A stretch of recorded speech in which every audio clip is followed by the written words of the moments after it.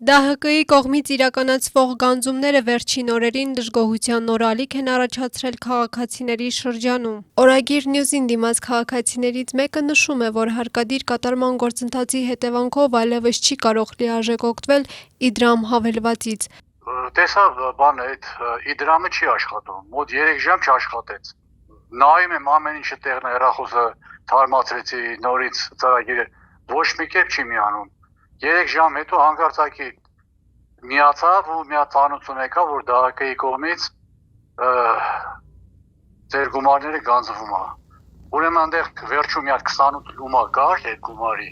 այդ 28 լուման եւս, այսինքն այդ ճշգրտությամբ քաշը տալել է։ Քաղաքացու խոսքով խնդիրը կապված է նախկինում կուտակված տուգանքների հետ, որոնք փոխանցվել են հարկադիր կատարման ծառայություն։ Նա պնդում է, որ գանձումները սկսել են իրականացվել ընտրություններից հետո, մինչդեռ մինչ այդ նման խնդիրների չի բախվել։ Այդ նախկին սառեցված հաշիվները, որ ԴՀԿ-ում եղել է, ճանապարհային ոստիկանության, բոլորը ակտիվացրել են ու տեղ են ման գալիս թոշակ, որևիցե տեղ գումար տեսնում են, անմիջապես շորթում տանում են, առանց կամքը դարձնելու։ Բայց մինչև ընտրությունները նման բան 100%-ով երաշխավորում եմ չի եղել, ԴՀԿ-ի կողմից չի եղել։ Այդ ոնց եղավ, որ այդ ճշգրտությամբ 28 լումայի ճշգրտությամբ զրոյացրեցին։ Ստեղծված իրավիճակը ըստ քաղաքացիների խոչընդոտում է առօրյա բազմաթիվ գործարքների իրականացմանը, որոնք նախկինում կատարվում էին Իդրամ համակարգի միջոցով։ Արդյունքում որոշ օգտատերեր նույնիսկ հրաժարվել են օգտվել հավելվածից։ Որ հասցրեցի ովքեր որ ունեցել էին,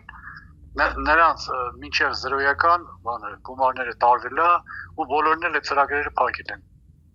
որ էլ չօգտվեն Իդրամից։ Իսկ Իդրամից բավական շրջանառություն կար։ Մեր զրուցակցի խոսքով իր հաշվից արդեն գանձվել է շուրջ 8000 դրամ։